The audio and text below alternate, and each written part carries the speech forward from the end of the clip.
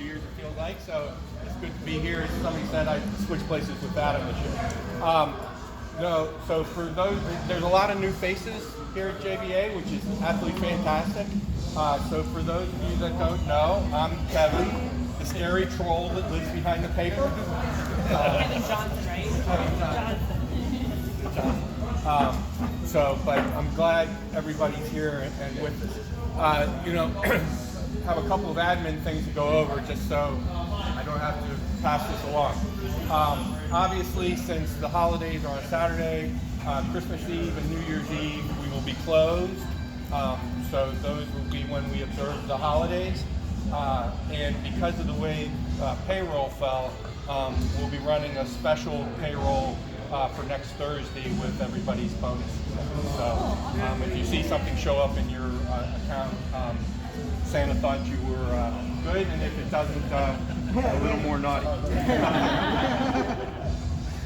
And because of the short banking week, and I don't know what everybody's leave schedule is, but be sure to have your timesheets in on the 27th so that we can process that before and meet the bank deadline. I know that it's a riveting thing, and so everybody's paid a lot of attention, but in 2021, we changed the 401k plan from Mass Mutual to Fidelity.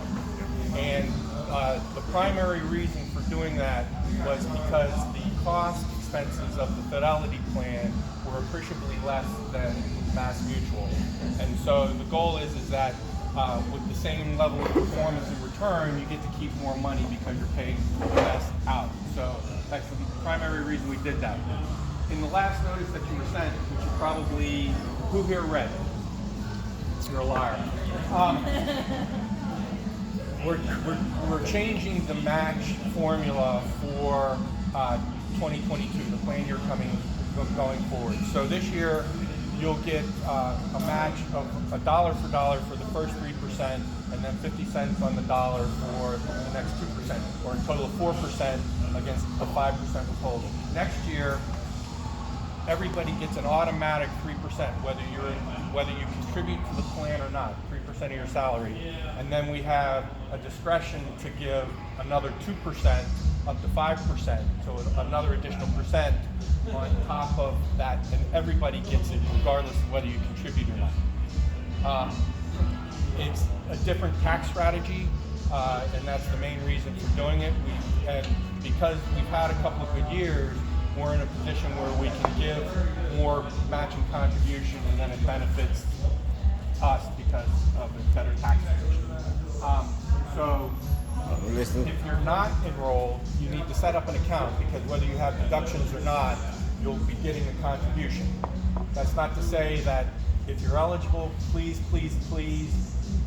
put your money aside as much as you can. Start with 5%. I know, Alyssa, I believe you're eligible January 1st. I don't have it memorized, and then I think some of the other guys come on in the spring. But please make sure to set up your accounts and start contributing when you can. The people at Fidelity are great. There's a bunch of handouts on the front counter that give information, and it changes periodically. So pick it up, read it when you can't sleep.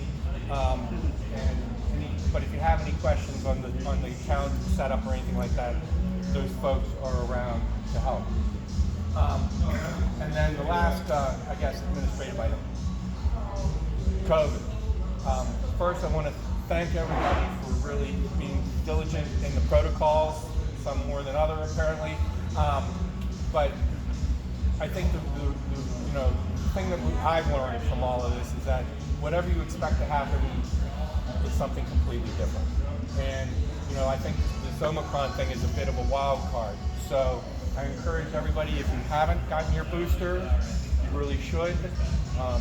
The way I feel about it personally is that I've been boosted, and I don't believe will get sick, but I may get infected, and then I may make somebody else sick, and that is the stress that I want to avoid of giving, an elderly family member or that old family friend Chester that